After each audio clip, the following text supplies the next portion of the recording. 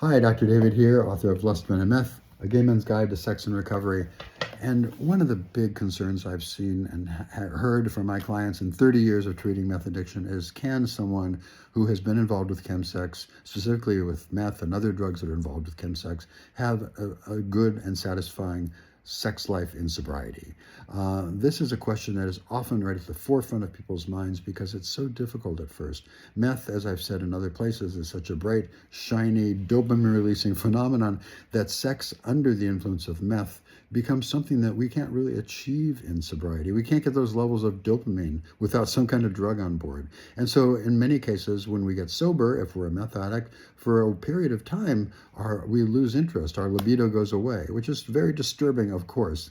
So we have to work a little bit harder to get it back. So what happens if we just stay away from the fantasies? If we, and this is a mistake people often make, they're sober, they're not putting any drugs in their system, but they're still fantasizing about meth-related fantasies. Sometimes this is because people have such trouble having an orgasm or even maintaining an erection without meth on board. If they're used to that, they will get frustrated, their partners may get frustrated, and they just ever so slightly think about one of those meth-related fantasies. That is enough to keep it alive. That is enough to slow down your recovery if you do that. So it's really important in sobriety, if you're trying to recapture a healthy sex life and libido, to not look at porn, my opinion, to not have your fantasies go into places where you're thinking about meth in order to finally get an orgasm, because those thoughts will just keep you locked up in that system without progressing.